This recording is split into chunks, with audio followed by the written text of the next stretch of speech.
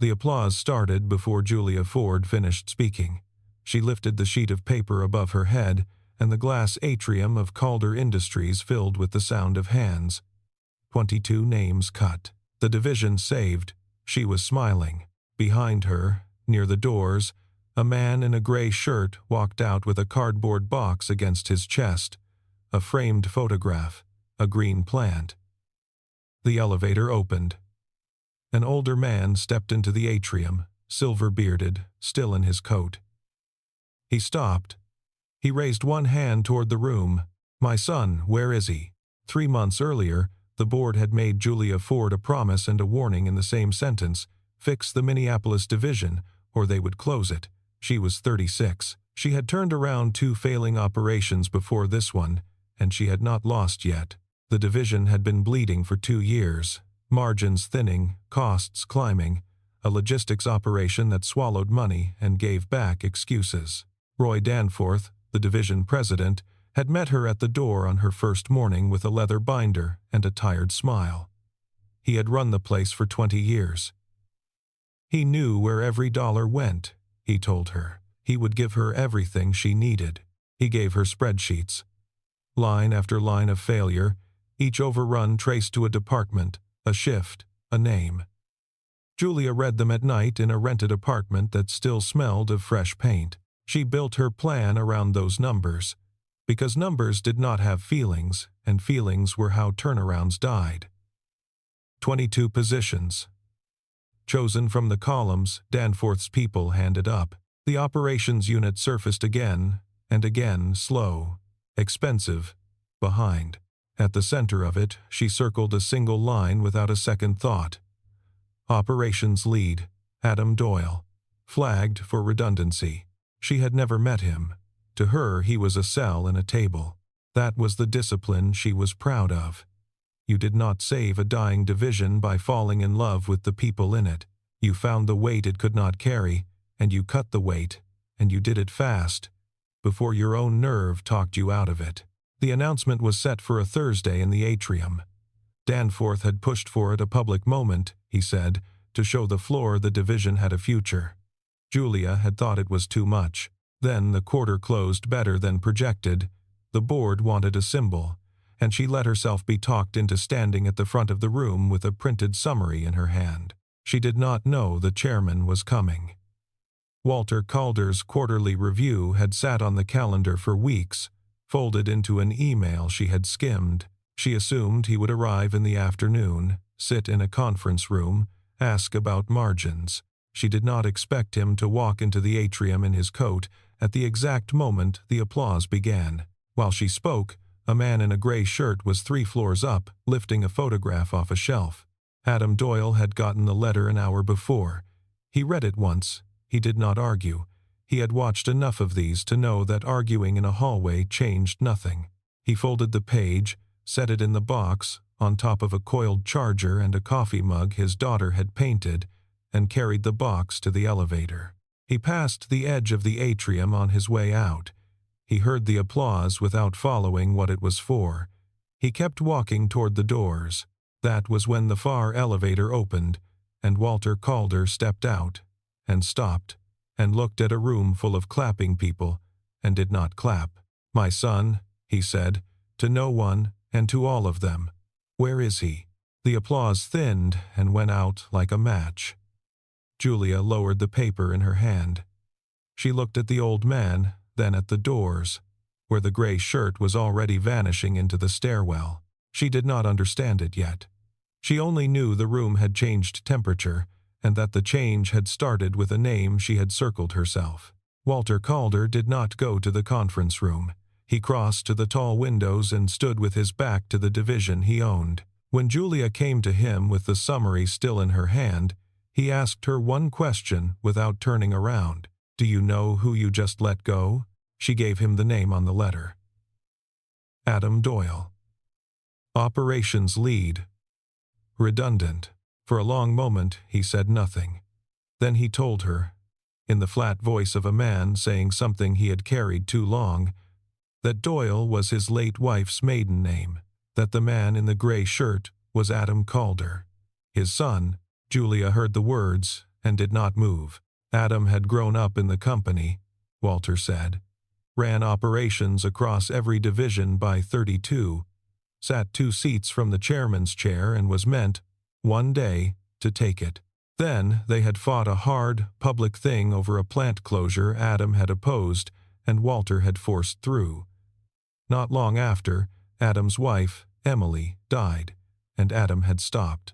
He had stepped down, taken his wife's name so the Calder name never opened a door for him again, and asked to be put somewhere he could work with his hands and raise his daughter.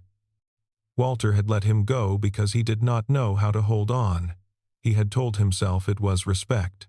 He knew now it had been cowardice. "I came here to see him," Walter said. "I came to see if 3 years was long enough." He looked at the empty doors. "You handed him a box on the day I finally came." Julia went back to her office and did what she should have done at the start. She pulled the personnel file. Adam Doyle. Hire date, 3 years back. A resume with the top third gone blank. A work history that started, impossibly, in the middle of a life. No degrees listed, no prior roles. A man built to have no past. She sat with it a long time. She had stood in front of a room and lifted a piece of paper over her head, and she had been proud.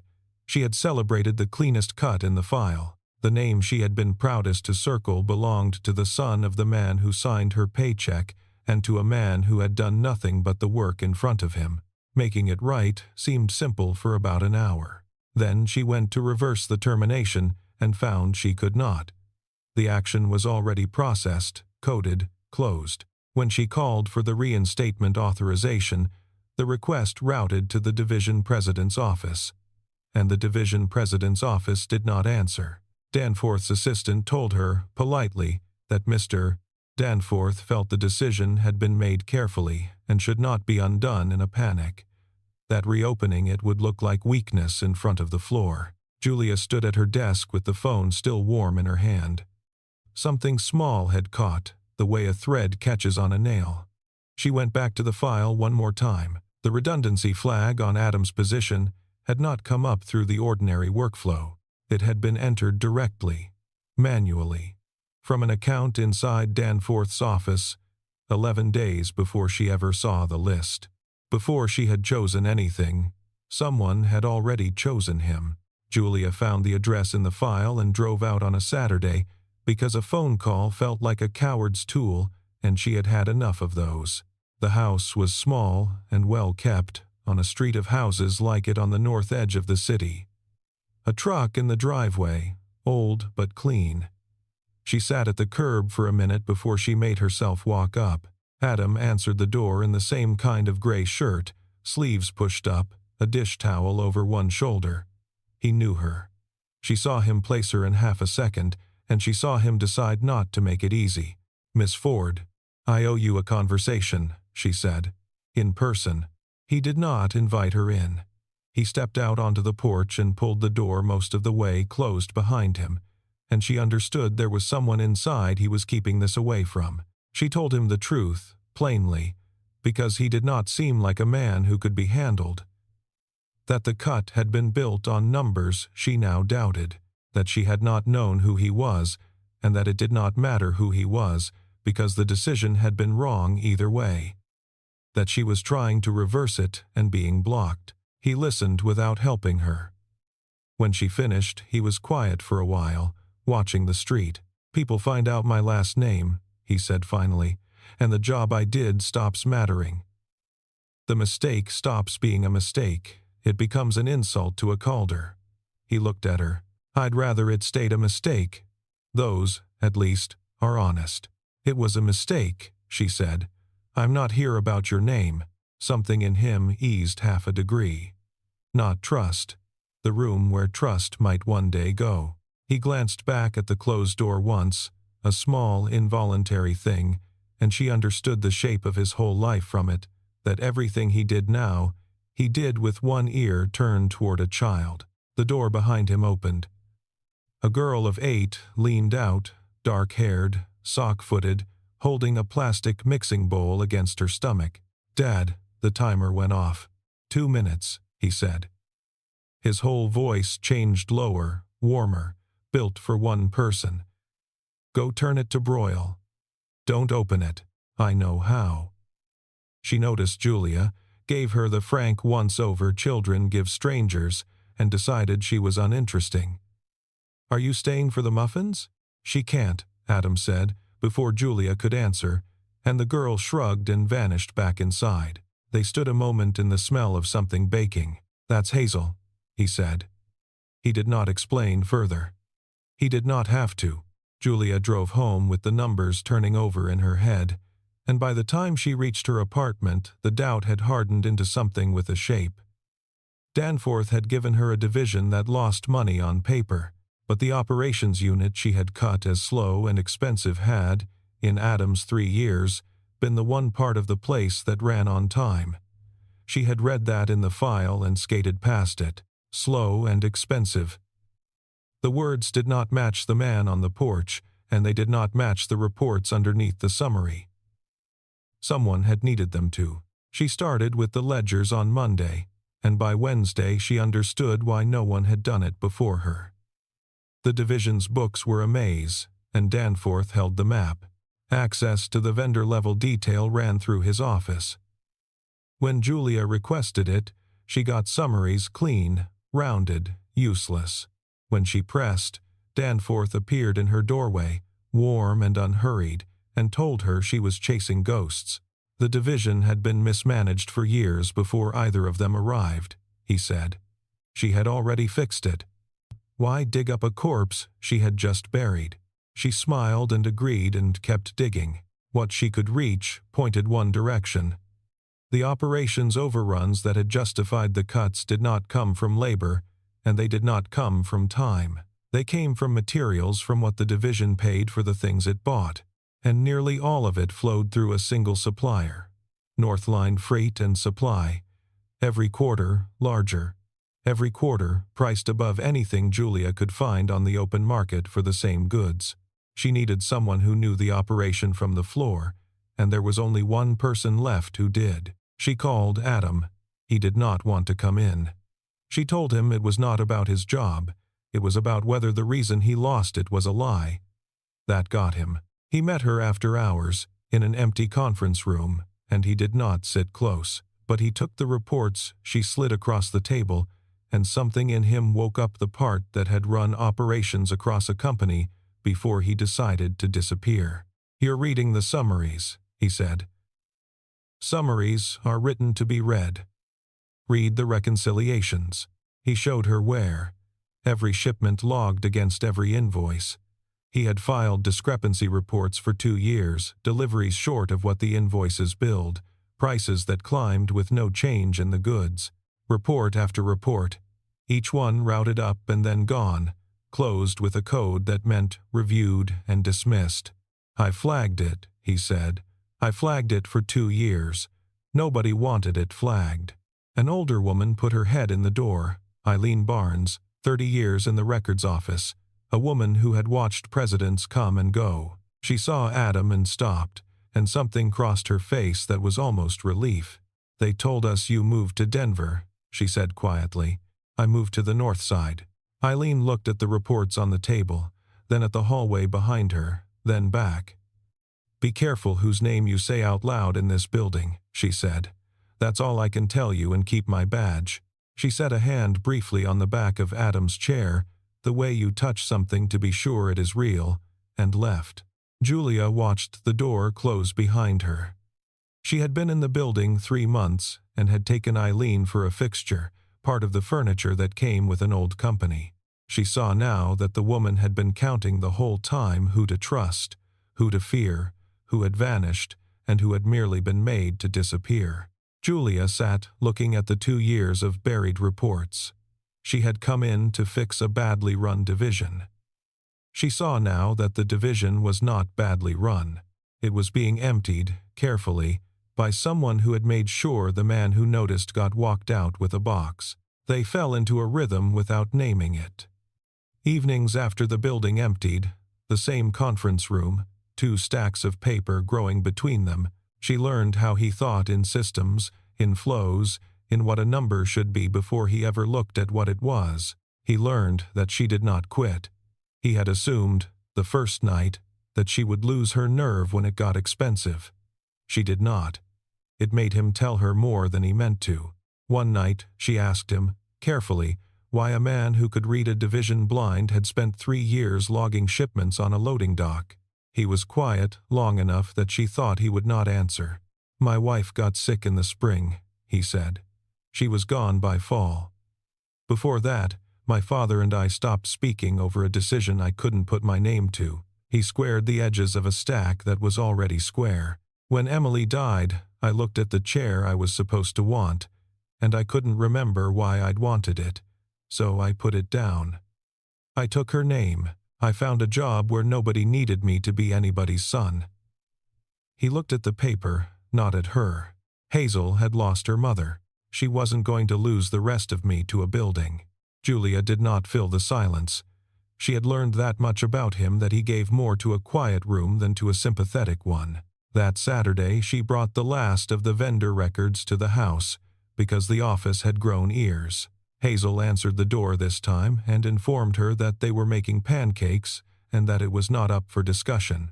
Adam appeared behind her with flour on his forearm and a look that apologized and did not quite mean it. Julia stayed. She sat at a small kitchen table and let an 8-year-old critique her pancake-flipping technique, and for an hour the reports stayed in her bag. Adam watched his daughter show a stranger how to hold the spatula, and something in his face loosened that had been tight for a long time. When Julia reached for the syrup and Hazel guarded it and made her say please, Adam laughed short, surprised, like a sound he had forgotten he owned. Their eyes met over the girl's head. Neither of them looked away as fast as they should have. Then Monday came, and the building had teeth. Danforth called Julia in. He was still warm, but the warmth had gone thin over something hard. He had heard she was pulling old vendor files. He wanted her to know, as a friend, that the audit committee did not look kindly on executives who reopened settled matters to cover their own hiring mistakes. He said the last part gently. It was a threat wearing a cardigan. Julia thanked him for his concern with a straight face, went back to her office and closed the door, and stood a moment with her palm flat against the wood, feeling her own pulse in it. She had spent a career being the person who made the hard call. She had never once been the one it was aimed at. That afternoon, it informed Julia that 2 years of reconciliation records had been flagged for archival deletion. Effective end of week a routine cleanup, the ticket said. The request had come from the division president's office. She had 4 days. The knock on her office door came late, after the floor had gone dark. She expected Adam. It was Kevin Ross. She knew him as Danforth's analyst, the young man who carried the binders, who sat one chair down in every meeting, who said yes. If she had made a list of people who might help her, his name would not have been on it. She half expected him to have come to warn her off. He set an external drive on her desk instead. "Everything he's going to delete Friday," Kevin said. "Copies, and more." He did not sit. He talked standing, fast, like a man who had rehearsed it in a car in the parking lot. Northline Freight and Supply had no warehouse, no trucks, no employees you could name. It was an address in a strip mall and a bank account. He had run the purchase orders for 3 years because that was his job, and for 3 years he had signed off on numbers that did not make sense because the alternative was not signing and not having a job. "Then I found the incorporation papers," he said. "Northline's registered agent is Danforth's brother-in-law, and I found the thing that made me start keeping copies." He nodded at the drive. "My name is on all of it, every purchase order. His signature's nowhere. If this ever came apart, I was the one holding the pen. He didn't just build a fraud, he built somebody to blame for it." Julia looked at the drive. "And Adam?" Kevin was quiet for a second. Doyle flagged the invoices. 2 years, he kept flagging them. Danforth couldn't make him stop, so he made him leave. He finally sat, like the standing had cost him. The redundancy code on Doyle's position, I watched Danforth's office enter it. 11 days before your list. Your restructuring was the cover. You gave him a clean reason to cut the one man who wouldn't look away. The room was very quiet. Julia called Adam. He came in 20 minutes, still in the gray shirt, and he stood in the doorway and looked at Kevin Ross for a long moment before he came in the rest of the way. You could have said something 3 years ago, Adam said. Not cruel, just true. I know. Kevin did not look away from it. I have a kid too. I told myself that made it all right to be a coward. It didn't. He pushed the drive an inch toward the middle of the desk, toward both of them. It has to be worth something now. Adam looked at the drive, then at Julia. Something passed between them that did not need a name, the two of them on the same side of a table, the last of the distance gone. All right, Adam said. He pulled a chair around and sat down between them, and for the first time in 3 years he stopped being a man who had disappeared. Show me what we've got. They worked until the windows went gray. By morning there were 4 of them who knew Adam, Julia, Kevin, and Eileen, who came in early with a box of her own records and set it on the table without a word. 4 people, 1 drive, and 4 days shrinking to 3. None of them said much about what they were risking. Kevin had a child and a mortgage and had just handed a loaded weapon to the 2 people it could clear. Eileen had a pension 8 months away. Julia had a career built on being the one who never got it wrong. They knew the arithmetic. They stayed anyway. They built it the way Adam had once built operations for an entire company piece by piece. Nothing assumed, every claim able to stand on its own in a room full of people who wanted it to fall. Kevin's drive gave them the purchase orders. Adam's reconciliations gave them the discrepancies. 2 years of shipments short against invoices paid in full. Eileen's records gave them the paper trail behind the vendor's onboarding, approved in a single afternoon, 3 years back, with a signature authorization that traced to Danforth's office. Julia did the part she was built for. She priced every line against the open market and put the gap in a single number.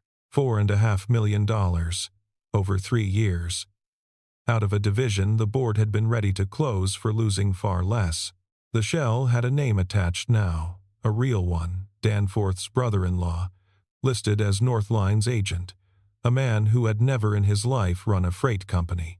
The pieces fit so cleanly that Julia kept looking for the flaw, and the flaw was not there. It was not there because Adam would not let a claim into the file until it could survive being attacked. We take it to the audit committee, she said. Not Danforth. Over him. He'll see it coming the second you file, Adam said. He controls the division's reporting line. It has to go somewhere he can't reach. There was one place, the chairman. Adam had not spoken to his father in 3 years. He sat with that for a long time, in the dark office, the drive on the table between the two of them. The plans a man makes in grief. He was learning, do not survive contact with a reason to break them. If I walk into that room as Adam Doyle, he said slowly, I'm a fired employee with a grudge. Danforth paints me in one sentence. He turned the drive a quarter turn on the desk. If I walk in as Adam Calder, I'm the chairman's son, and everything I say gets weighed as a family fight. He looked up. There's no clean way to be either one. Then be both, Julia said. Be the man who ran operations for the whole company and knows exactly what he's looking at. The name is just the reason they'll have to listen. He did not answer for a while. Then he took out his phone and made a call he had not made in 3 years. Danforth moved first anyway. He was too old at this to be surprised. On Thursday morning, Julia was called into a meeting with corporate HR and a lawyer she did not recognize, and told that concerns had been raised about her conduct, that she had been meeting after hours with a terminated employee, accessing records outside her authority, possibly to manufacture cover for a wrongful termination claim she had exposed the company to. It was, the lawyer said, a serious matter. She should consider whether she wanted to keep escalating. They were building her a box of her own. She went to find Adam and found him already waiting by her office, and she told him what had happened, and she watched him understand that she had just been handed a clean, quiet exit. Resign, walk away, let it die. You could take it, he said. None of this is your fight anymore. I circled his name, she said. That makes it mine. He looked at her the way you look at someone who has just refused the easy thing in front of them. Then he told her the meeting with his father was set for the next morning, and that Walter had asked one question on the phone, and only one. Is my son coming himself? The audit committee met at 8 in a room on the top floor, with the city spread out below the glass. 3 committee members. The company's general counsel, Walter Calder, at the head of the table, and, when the door opened, Roy Danforth, called in without being told why, still wearing his warm and unhurried smile. The smile lasted until he saw who else was in the room. Julia presented. She had earned the right to, and Adam had insisted on it. The case was cleanest coming from the person who had no name in the fight. She laid it out the way they had built it. The vendor with no warehouse. The prices above every market. 2 years of buried discrepancy reports. The onboarding authorization from Danforth's office. The registered agent who shared Danforth's holidays. $4.5 million. And the redundancy code, entered manually, 11 days early, on the position of the one man who had refused to stop flagging it. She did not raise her voice once. She let the documents do it, 1 page at a time, each laid flat on the table where anyone could reach it. Halfway through, one of the committee members stopped taking notes and simply watched. Walter Calder did not move at all. He sat with his hands folded and his eyes on his son, who stood against the far wall, and said nothing, and let the woman who had once fired him take the room apart on his behalf. Danforth was good.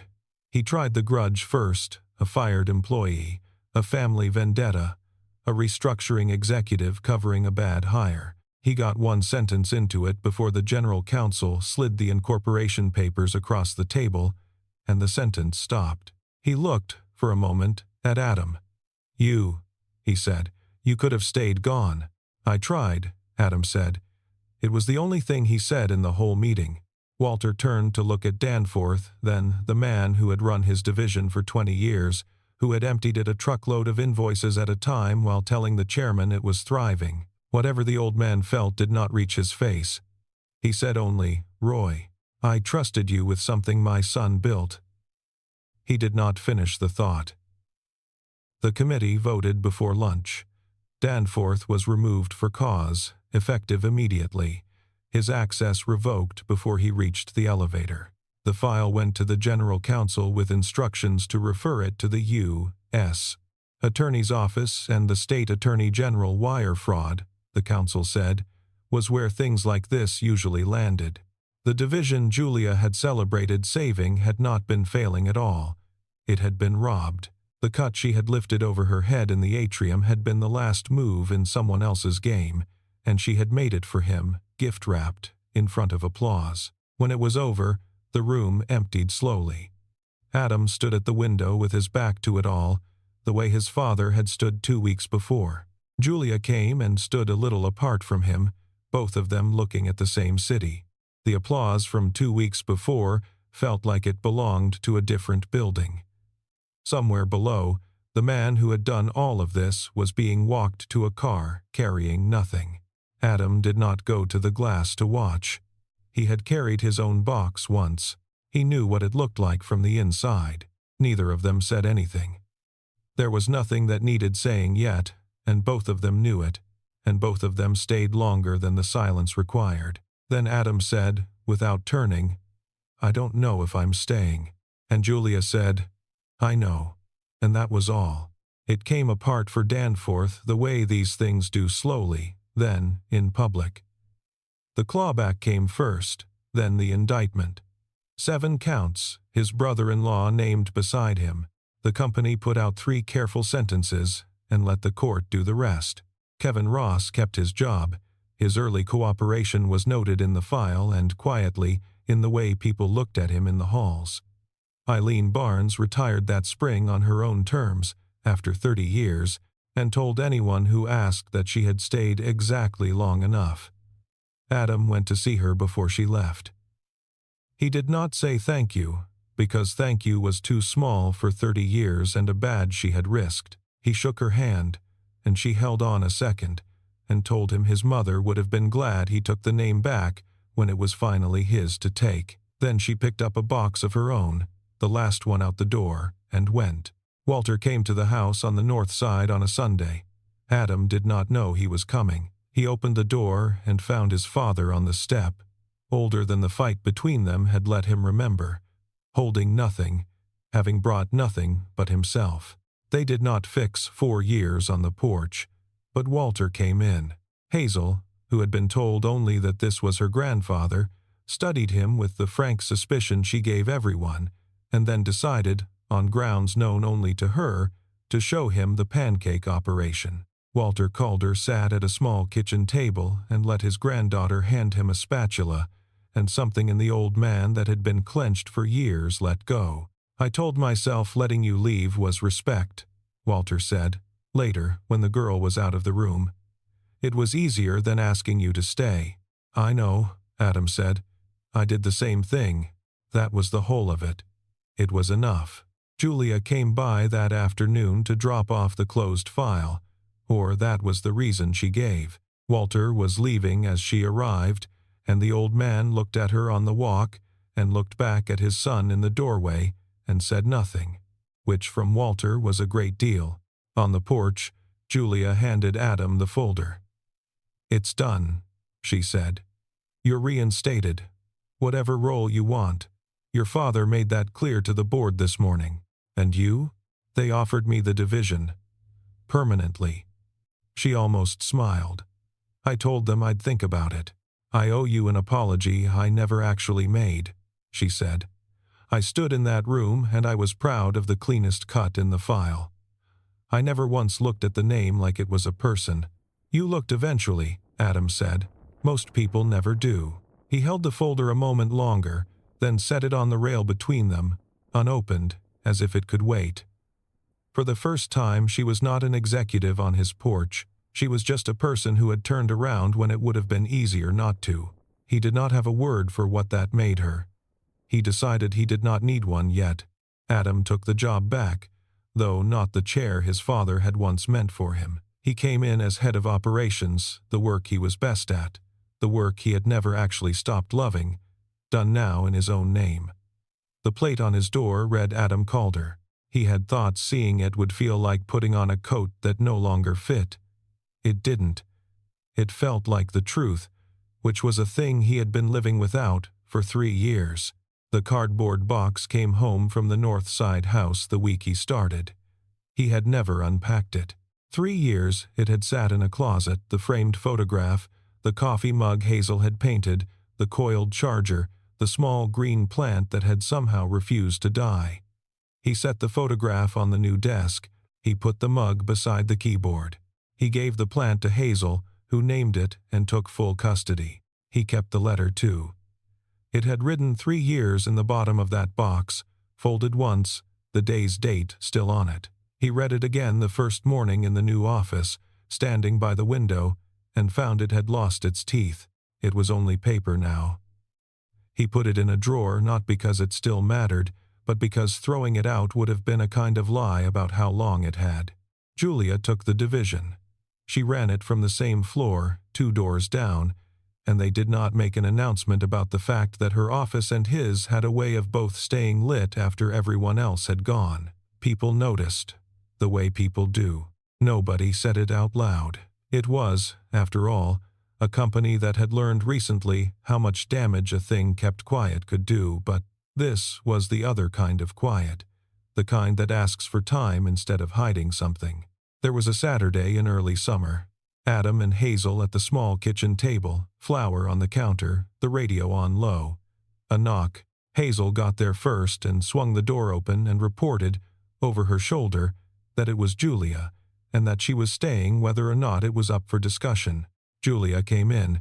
She had learned the kitchen by now where the bowls were, which burner ran hot. Hazel put her to work.